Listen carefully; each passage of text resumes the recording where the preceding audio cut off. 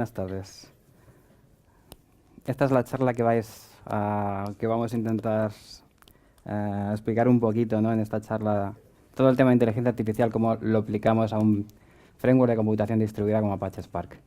La charla en sí voy a intentar ir bastante rápido en el tema de las transparencias porque luego tenemos la parte de la demo, ¿vale? Y voy a enseñaros todo el código y os voy a comentar cada una de las stages que se van a ir ejecutando tanto en la fase de tratamiento de datos como cómo se configura la red neuronal dentro del framework y la parte de entrenamiento. La parte de entrenamiento va a tardar como unos 3 o 4 minutos, el dataset es muy pequeñito, pero podemos ver un poquito, ¿no? cómo reacciona, cómo se entrena, los resultados que saca, etc. Y luego también cómo podemos hacer eso, ponerlo de inferencia, tanto en modo batch como en modo streaming. ¿Vale? Sobre mí, pues soy Emiliano Martínez, trabajo en el Laboratorio de Innovación de BBVA, donde nos dedicamos a hacer temas de ciberseguridad, hiperescala y inteligencia artificial. En la división de inteligencia artificial, lo que hacemos ahí en el Laboratorio de Innovación de BBVA es pues toda la cantidad ingente de research que podéis leer a través de Internet o en los comités como el ICML o el NIPS, toda la barbaridad de información y de investigación sobre inteligencia artificial, cómo aplicarla dentro de una corporación tan grande como BBVA. Podéis ver nuestro blog, hacéis a Internet, donde escribimos o ponemos todos los experimentos que vamos haciendo, los que son más o menos interesantes y creemos que han dado buenos resultados, los publicamos ahí. ¿Vale? Os invito a que os metáis y, bueno, pues si tenéis alguna aclaración o tenéis algún comentario que hacer a todo lo que escribimos, pues podéis hacérnoslo ahí directamente. Antes de nada voy a preguntaros, ¿cuántos de vosotros trabajáis directamente aquí con temas de inteligencia artificial? Bueno. ¿Y con Spark? Bueno, con Spark mejor. Muy bien. En tema de inteligencia artificial no me quería extender mucho, voy a contar un poquito que, bueno, pues la inteligencia artificial estáis ahora que os machacan directamente en los medios de comunicación, incluso las ofertas de trabajo, las compañías, están buscando muchísima gente que, pues, para trabajar en este ámbito. Realmente es un ámbito gigantesco, como os he dicho antes. Vale, en esta demo que vamos a tratar hoy, en esta charla que vamos a tratar, vamos a hablar específicamente de un subcampo dentro del Machine Learning, que es el Deep Learning. Deep Learning aplica principalmente a las redes neuronales. ¿Vale? Como redes neuronales hay un montón de tipologías. Principalmente las que vamos a tratar, las grandes clasificaciones son las Feed-Forward Network, que bueno, aquí realmente no están, serán un poquito las que están ahí arriba, esa línea de decisión, las redes convolucionales, que normalmente pues, se utilizan para hacer tratamiento de imágenes, detección de objetos, detección de dígitos dentro de las imágenes, y las redes recurrentes, ¿vale? Que son redes que tratan no solamente del evento independiente en el tiempo, sino que también son capaces de procesar información anterior a la hora de tomar decisiones. ¿Vale? Tienen como una memoria interna. Esos son los 3 grandes grupos que podéis encontrar cuando estáis estudiando temas de redes neuronales. ¿Vale? En esta charla vamos a hablar de la primera, de la Feed-Forward Network, que son elementos o son métodos computacionales o algoritmos computacionales de clasificación supervisada. ¿Vale? Una red neuronal, pues tú le das la información y les dices qué está bien y qué está mal, y ella es capaz, ¿no? Pues, de intentar ajustar una curva complejísima. Las redes neuronales son capaces de trazar límites de decisión muy complejos para intentar clasificar información, eventos, transacciones, ¿no? Pues decir, esta es esta, esta es esta. Eso es lo que una red neuronal es capaz de hacer, a grandes rasgos.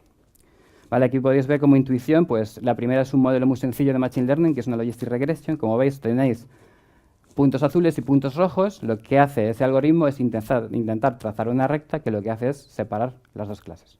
La red neuronal es una evolución, es una superevolución de la Logistic Regression, que como veis es capaz de hacer límites de decisión muchísimo más complejos, no lineales en cuanto a parámetros. ¿Vale? Como veis aquí, los puntos rojos y los puntos azules, su distribución, la red neuronal es capaz, ¿vale?, de sacar esos límites de separación. ¿Vale? Y Spark. Spark realmente, muchos lo conoceréis, es la herramienta de computación open source líder ahora mismo en Big Data. ¿Vale? Es un poquito el heredero de Hadoop, pero le ha dejado bastante atrás ahora mismo dentro del mercado, dentro de la gran industria. Es un framework open source, está hecho en Scala, y bueno, pues la verdad es que es capaz de procesar millones y millones y millones de eventos a través de miles de nodos. ¿Vale? También tiene una integración muy buena con otros tipos de software que vais a ver dentro de la industria, que es como por ejemplo Apache Kafka, Cassandra o HDFS, sobre todo HDFS. ¿Vale?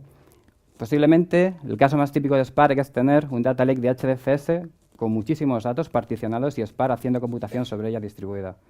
No obstante, también es muy común verlo integrado con Cassandra para hacer arquitecturas lambda de Big Data o también conectado a Apache Kafka. ¿Alguno conoce a Apache Kafka aquí? Apache Kafka es lo mejor, es lo mejor. Nosotros en Labs lo hemos machacado con millones y millones de eventos y jamás lo hemos reventado. Nos hemos cargado el Zookeeper directamente cuando hacíamos el consumidor, cuando hacíamos el consume group, eso sí, pero el Kafka es impresionante. Spark funciona, no solamente tiene distintos tipos de despliegue, podéis montar vuestro cluster de Spark, podéis montar vuestro master y vuestros workers, pero también tiene la capacidad de montarse sobre frameworks de gestión de recursos, como por ejemplo Apache Mesos o Yarn. También a partir de la versión 2.3 ya está Kubernetes como oficial.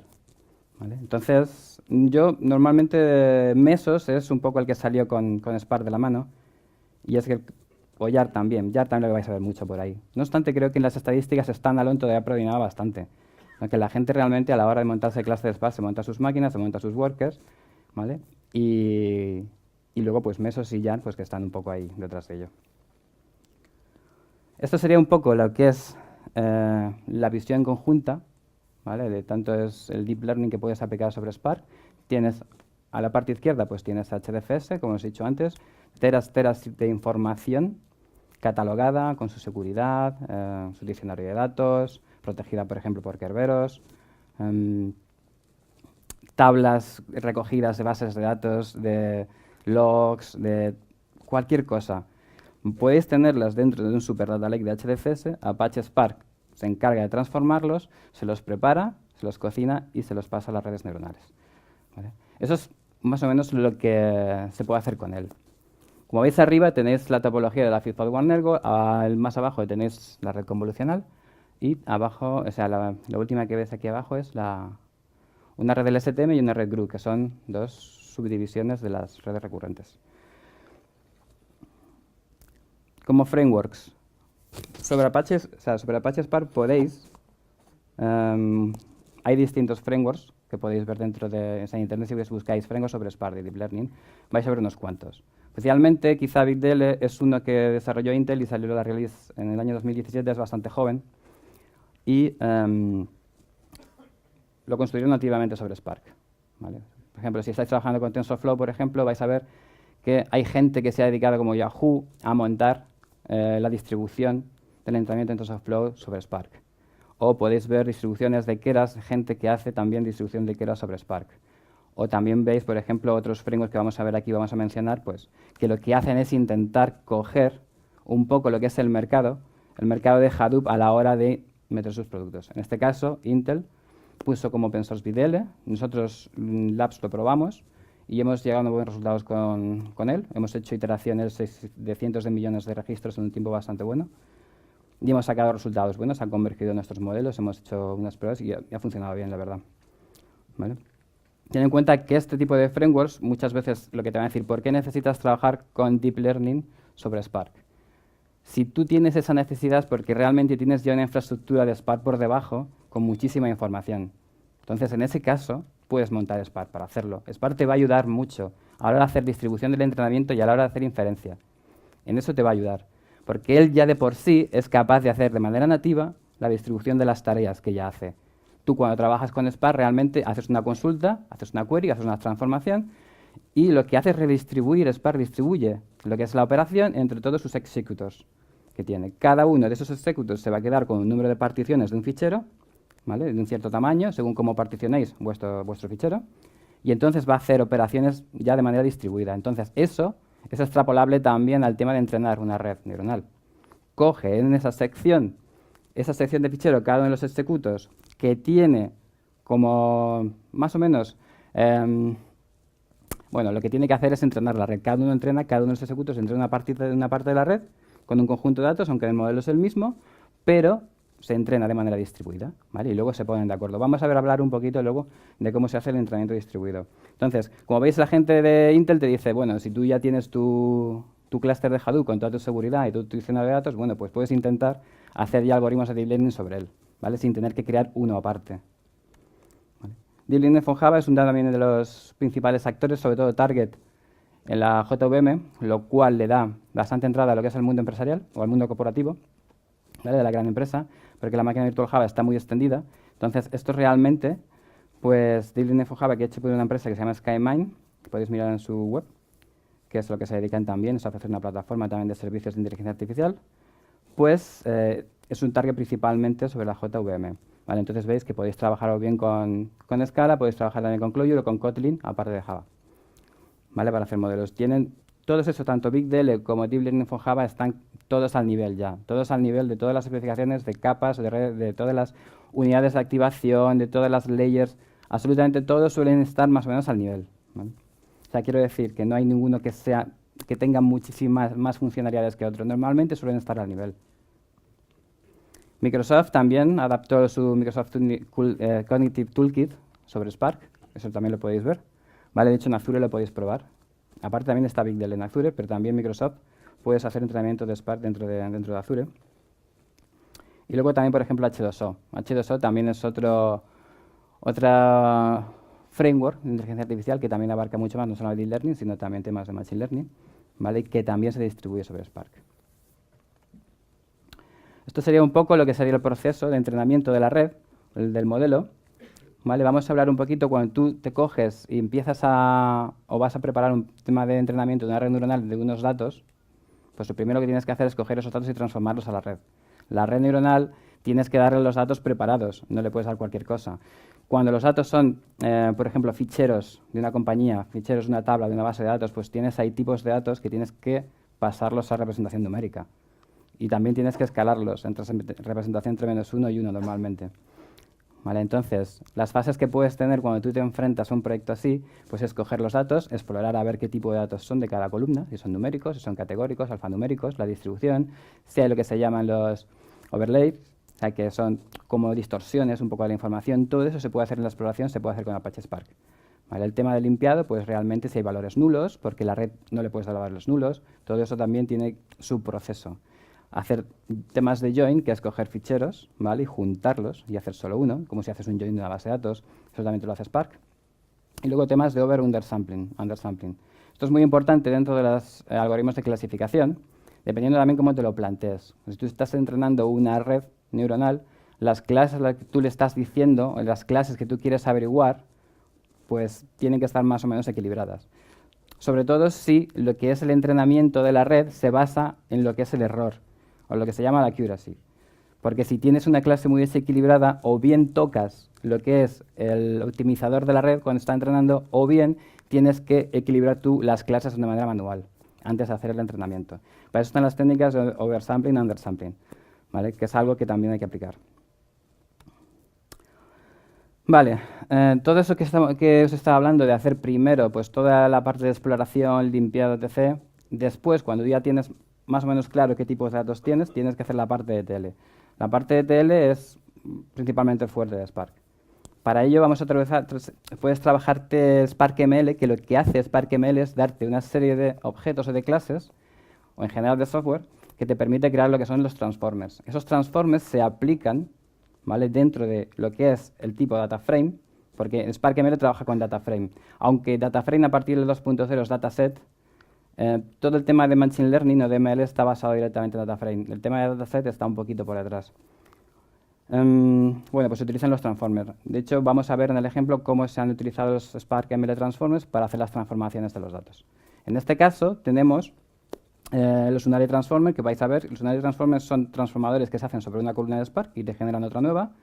Los Custom Transformers, que son transformadores que tú te puedes crear, porque aunque Spark te provee unos cuantos, te provee bastantes para trabajar y hacer transformaciones dentro de las filas de cada data frame, tú puedes añadir nuevos, por ejemplo, si tu lógica de negocio, tu lógica de ETL o de entrenamiento, pues te lo requiriese, ¿vale? Y luego están los transformadores como tal. Los transformadores, aparte de los Unary Transformers, pues trabajan ya más sobre la fila. Te dan, cuando tú estás entrando y estás trabajando con los transformers, pues te dan directamente lo que es el data frame para tú poder hacer operaciones que te va a ir haciendo fila a fila. Y luego los estimadores también, que son pues los algoritmos, por ejemplo, una logistic regression, un árbol de decisión, pues es un estimador, que lo que te permite es como lanzar el algoritmo, que te va a leer a partir del data frame y te va a dar unos resultados que tú luego podrás utilizar a la hora de predecir un modelo, el cual tú luego podrás mandarle eventos para que te haga predicciones. Luego están las SparkML Pipelines, que es lo que utilizamos dentro de las transformaciones de ETL. Cogemos todas las transformaciones, las vamos apilando y las metemos dentro de un pipeline. Ese pipeline será serializable.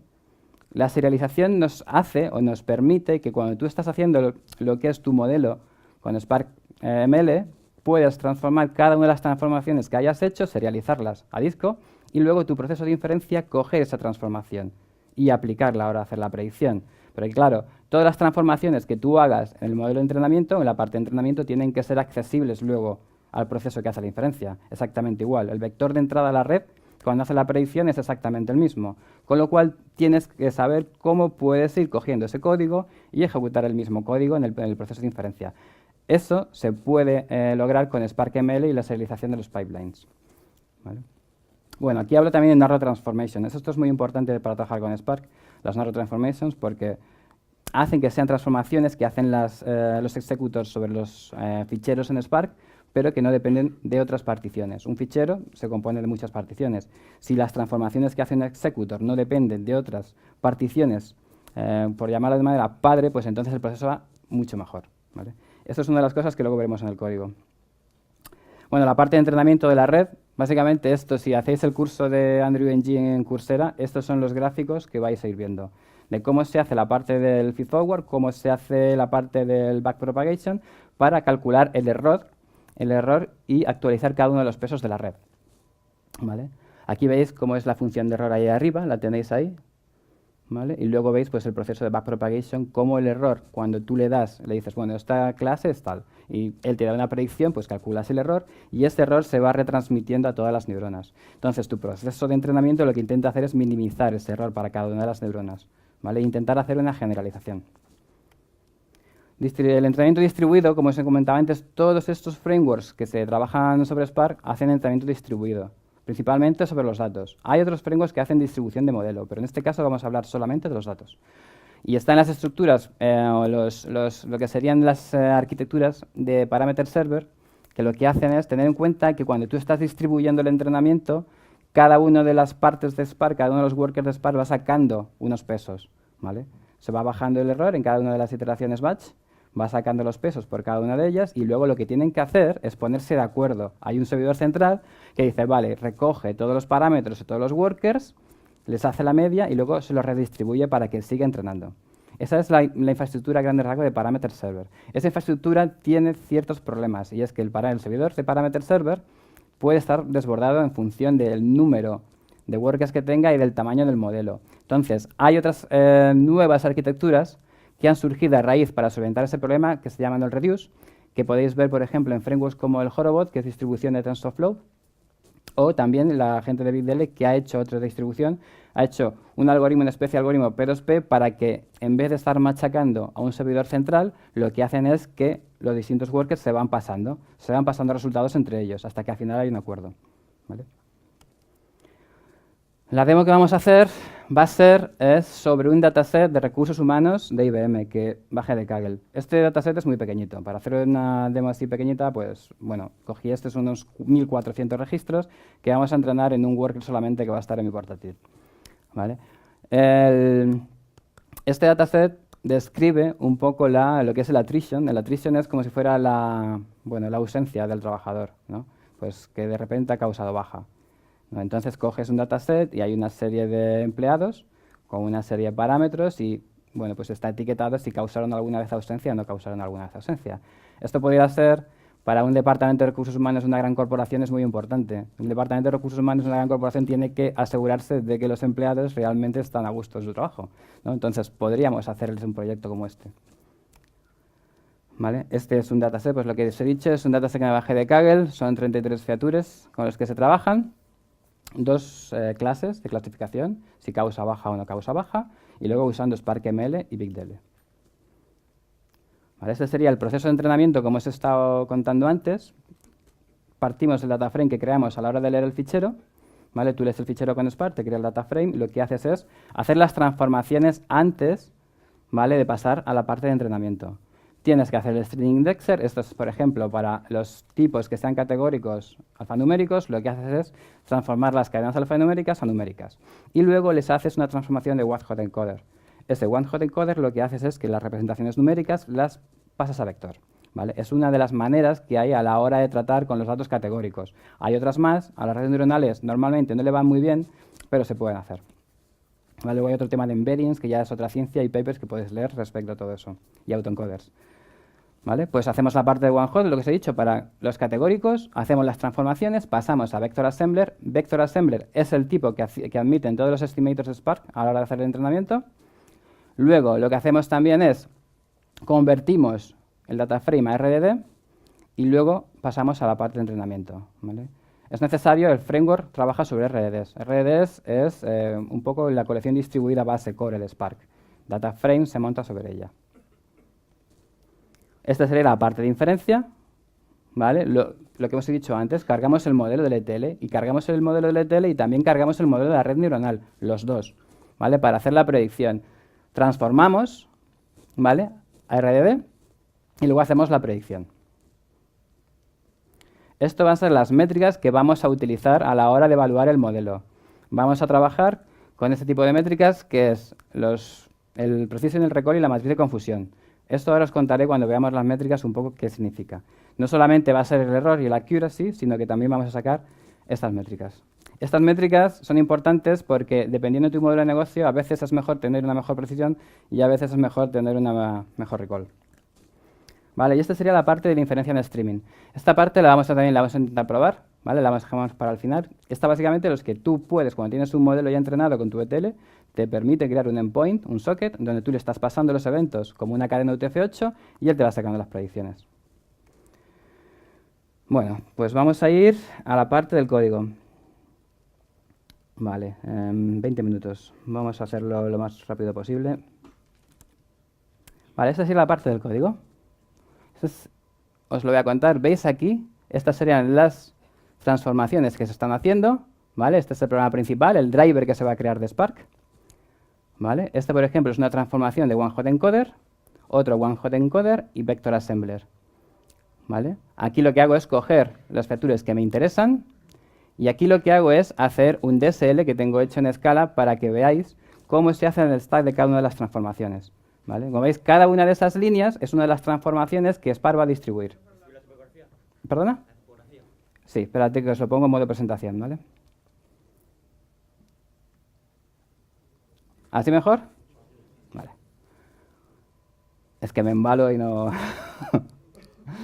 Vale, este sería el pipeline. Las transformaciones, recapitulamos un poco. Aquí están las transformaciones que yo me voy creando y luego, ¿cómo hago el pipeline? El pipeline lo que me hace es una representación más gráfica de las transformaciones que va distribuyendo Spark a la hora de crear los vectores de entrenamiento.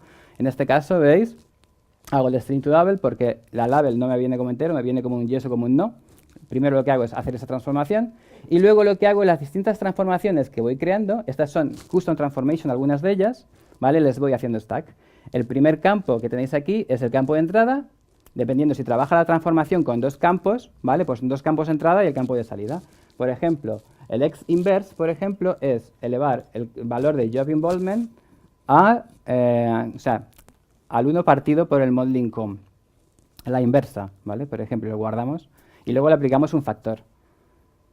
Y luego ya lo que hacemos ahí, el max min scale, ponemos todos los vector assembly y luego lanzamos lo que sería la parte del entrenamiento. Aquí tenéis la parte del pipeline, ¿vale? Y aquí tenéis la parte del fit, ¿vale? Vamos a mirar también el modelo como está hecho. Aquí tenéis la parte de lo que hemos dicho y ahora la parte del modelo, ¿vale? La parte del modelo vamos a ver dónde está definida, a ver si lo puedo enseñar. Vale, está aquí. Vale. Esta sería la red neuronal, ¿vale? Y se ha hecho utilizando BigDL. Como veis, estas son las capas.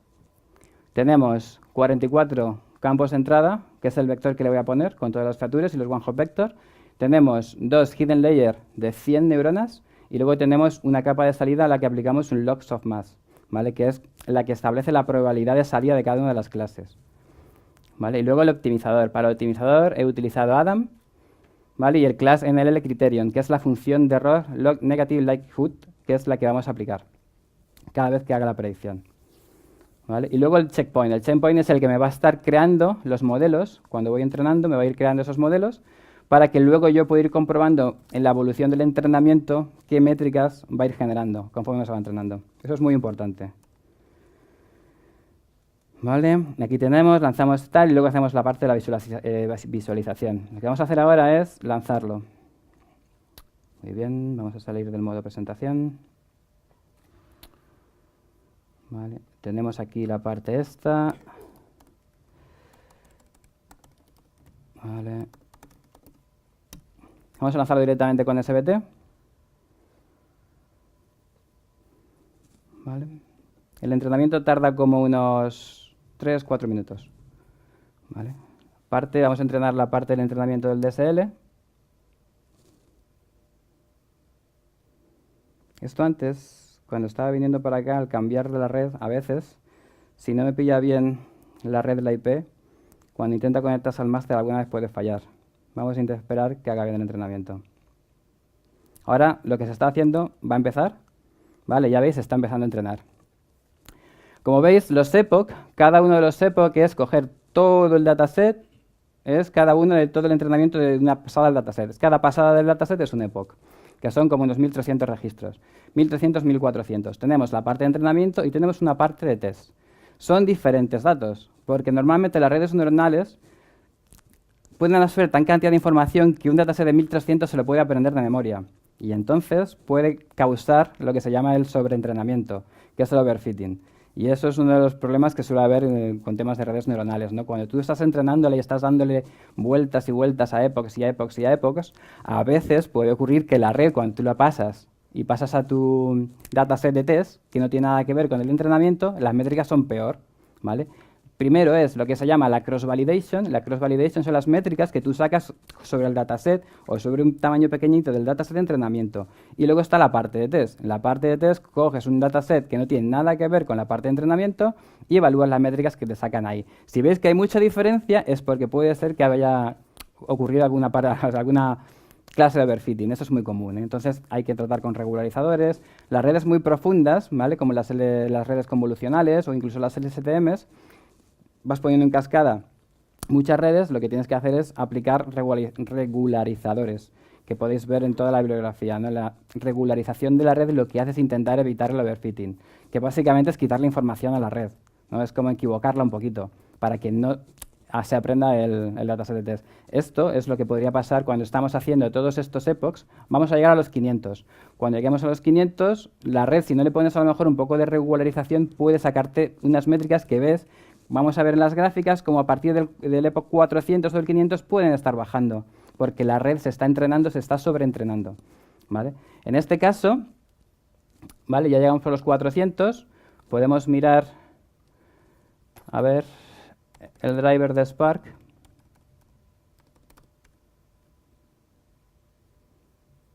Que ha creado.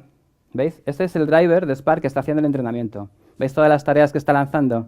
¿Veis esto que pone Disk Optimizer? Está haciendo la optimización distribuida. ¿Vale? Ahora cuando termine, va a terminar ya, vamos a ver un poco las predicciones que ha hecho. Vale.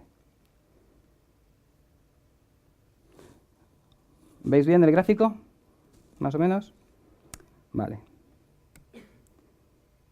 Estas son las métricas del Precision y el Recall. Y esta que veis aquí es la matriz de confusión, la que tenéis a la derecha. El Precision lo podéis ver en estos dos campitos de aquí principalmente.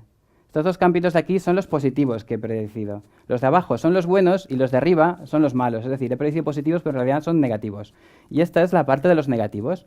He predecido 115 negativos buenos y 22 negativos que eran positivos realmente, con lo cual se me han escapado. Esas métricas que veis aquí en la matriz de confusión las podéis ver representadas dentro de estas dos gráficas, el Precision y el Recall. El Precision lo podemos ver aquí. Como veis, la parte naranja son los positivos. ¿Vale? Y diréis, jo, tiene una precisión buenísima de positivos. Claro, ha predicho 3 positivos que realmente eran positivos, pero sin embargo se le han escapado 20. ¿Vale? Esto en los 100 primeros epochs de entrenamiento, en los 100 primeros, ¿vale? Vamos a ver, como veis aquí en la gráfica, tenemos del 0 al 100. ¿Lo veis?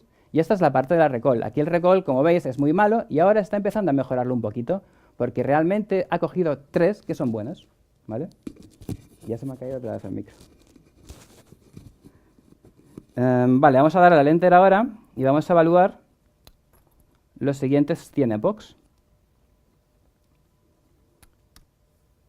Aquí tenemos la parte de Precision y la parte de Recall. Como veis aquí, ya la predicción que está haciendo, hemos predecido 10 que realmente causaban baja, nos hemos equivocado en 2, se nos han escapado 13, aunque los 113 de negativos más o menos está pillando una precisión muy buena los negativos. Como veis, el Recall ya está empezando a incrementarlo. ¿Veis? Aquí, cada vez que esta gráfica, vais a ver que la red cuando intenta mejorar una métrica siempre suele tirar un poquito más abajo la otra. ¿Veis? Aquí la precisión está cayendo un poquito, pero el recall le está intentando subir. ¿Vale? En los siguientes 100 epochs vamos a ver ya un poco cómo se comporta en los siguientes 100. ¿Veis? Vale, estos son ya los de 300 a 400 y vamos a sacar ya el último. Realmente veis aquí, es lo que os he dicho antes. Fijaos aquí, en este de aquí, este es el recall, por ejemplo, del epoch del 300 al 400, ha llegado un momento en que ha hecho una precisión de recall del 70. O sea, un recall del 70 y una precisión muy alta. Es decir, este sería como el mejor modelo que hemos llegado. Claro, ¿qué pasa? La red sigue dándole vueltas, a veces puede causar lo que os he dicho el overfitting y puede incluso bajar un poquito la métrica, ¿vale? Y esto ya sería el último, ¿vale? El último que se ha hecho. Ahora se está salvando el ETL, ¿vale? Y está salvando el modelo de la red neuronal, ¿vale? Como resultados al final hemos tenido que tenemos en total, si veis arriba en total, tenemos de positivos, tenemos 9 y 4, o sea, y 14, son 23. Tenemos 23 positivos dentro de nuestro dataset de test. Y intentamos pillar 14, con lo cual esos 14 podemos intentar que no causen baja en el futuro. Es como hacer una predicción preventiva, ¿no? Porque en este dataset pues lo que se hace son datos, pues eso, el tiempo que lleva la compañía, lo que gana, cómo ha sido su progreso, otras circunstancias, ¿no?, que el Departamento de Recursos Humanos puede disponer. Vale, una vez que tenemos esto, lo que vamos a hacer es pasar a la parte de inferencia, ¿vale? Estamos ahí. La parte de inferencia, ¿vale? ¿Qué es lo que hacemos en la parte de inferencia? El proceso de inferencia lo que va a hacer es coger esa transformación que hemos salvado del ETL y ese modelo y va a coger el dataset test con el que estamos probando y lo va a probar. ¿Vale? Es el 1. Esto levanta también otro driver de Spark y lo que hace es, imaginaos, para este dataset muy pequeñito, pues, hombre, tarda bastante realmente, pero imaginaos que tenéis para hacer predicciones de millones de registros o de cientos de miles de registros. Spark lo que hace es redistribuir esa predicción a través del clúster, ¿vale? Entonces, aquí está cargando el ETL, está cargando el modelo, ¿vale? Y al final, pues dice, he sacado positivos 20, ¿vale? Y negativos 118, que es, al final, ¿vale?, lo que hemos sacado anteriormente. En esos 20 tenéis que tener en cuenta que estáis contando estos de aquí. Aunque aquí veis que son 19 y abajo pone 20 es porque realmente dentro de las gráficas de la Confusion Matrix no es exactamente el último modelo el que sacamos, porque son los checkpoints que van haciendo. El último modelo es el que se realiza. Y al final hemos tenido una desviación de 20 a 19. Pero bueno. Y ahora la parte de test. La parte de socket, del streaming. O sea, es decir, tenemos un modelo, tenemos ETL, lo que queremos hacer es produccionarlo para que, por ejemplo, una aplicación web se esté entrenando, esté haciendo predicciones constantemente sobre él. Vale, pues ahí tendríamos la parte de socket de test. Vamos a coger, estos son los eventos de entrada. Como veis, vamos a pasar el evento de entrada. Vamos a lanzar el netcat. nc, no sé, lk.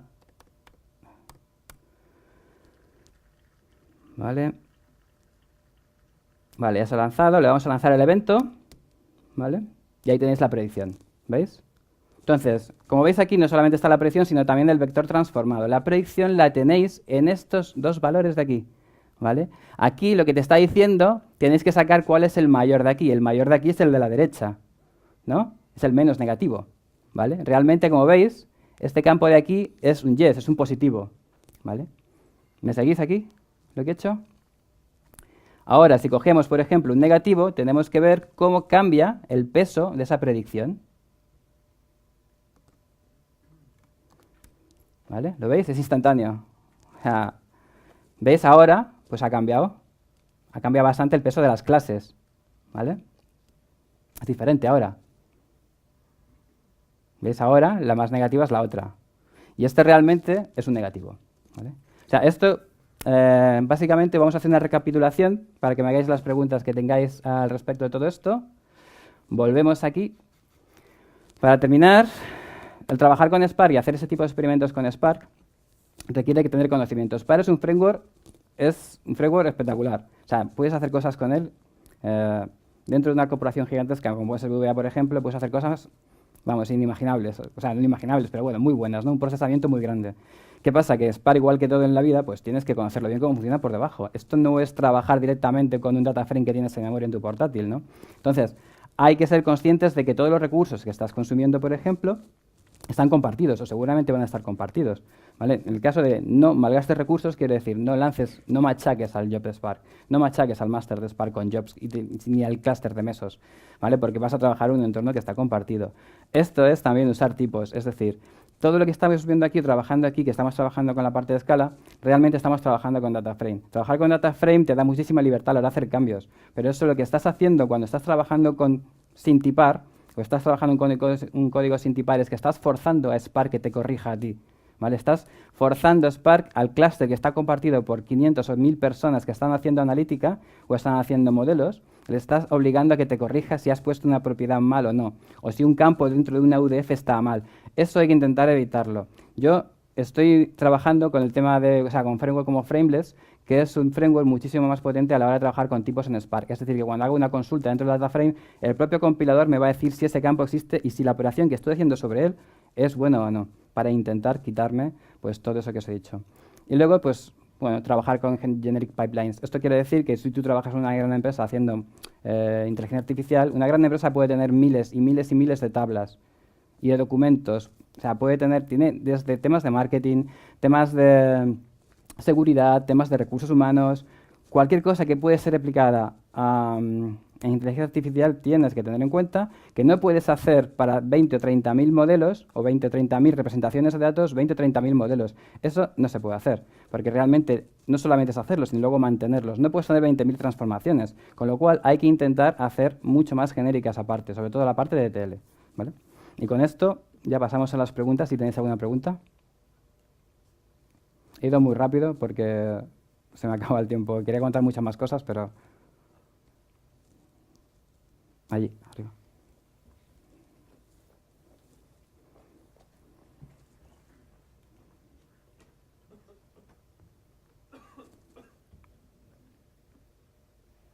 Yo tenía una pregunta. ¿Cuáles son las latencias típicas, dependiendo del tamaño del clúster y demás, para predicción?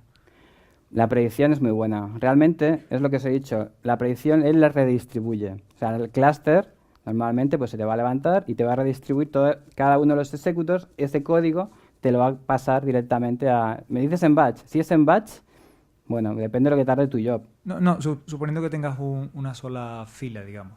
En streaming, dices. Sí, con el Structured ejemplo que has Streaming. puesto, por ejemplo. Con el Structured Streaming. La latencia de Structured Streaming es, ahora mismo Spark, la parte de streaming de Spark no era considerada como Real Stream. Ahora con la parte de Structured Streaming sí que ya las latencias es de 1 milisegundo. O sea, son capaces de lo que el pooling que te están haciendo al source ya lo bajan hasta 1 milisegundo, con lo cual esa en principio, ¿vale? Luego ya depende, ¿no? Pues tu transformación que es subyacente que tengas por debajo, ¿vale? Pero trabaja en memoria. ¿Vale? Entonces, ahí ya tendremos que ver exactamente si tenemos que depender de otro sistema externo, pero realmente trabaja con el data frame de memoria y con todo el código. Si podemos mirar el código directamente del streaming y del test, un momentito rápidamente y ya terminamos. Por ejemplo, la parte del streaming, ¿vale? Y la vemos. En la parte del streaming, como veis, esta es la parte del streaming. Coge el modelo. ¿Vale? Como veis, aquí no estoy haciendo transformaciones de Spark en ningún momento. No estoy haciendo lo que hemos visto antes, de hacer los custom transformers, de hacer toda la selección. No estoy haciendo nada. Simplemente lo que hago es crearme una UDF que lo que hace es transformar el string que me están pasando en UTF-8, pasarlo a un array para que luego yo, ¿vale?, me construya el data frame aquí. ¿vale? Cojo el esquema, tengo que saber el esquema de entrenamiento, eso sí, cojo el esquema de entrenamiento y lo que hago aquí es crearme las columnas dentro del data frame, ¿vale? Lo meto dentro de Features 2, cojo el pipeline serializado, ¿vale? Hago el predict y lo saco por consola. No he tenido que hacer la transformación de entrenamiento en ningún momento más, ¿vale? Yo, mi modelo, el que ha sido bueno y me ha dado unas buenas métricas, serializo el ETL, serializo el modelo y esto es cómo lo carga, ¿vale? Entonces, lo que te he dicho, el Structure Streaming por lo menos funciona haciendo una latencia muchísimo más baja que antes. Es un microbatch que le llaman. ¿Vale? ¿Alguna pregunta más? Pues nada. Pues si no hay preguntas, terminamos. Aquí os dejo los contactos, mi contacto, ¿vale? Podéis encontrarme bien en Twitter o bien podéis escribir un correo por ahí o me podéis buscar en LinkedIn, ¿vale? Si tenéis alguna pregunta de todo el tema de este Deep Learning en Spark. Gracias.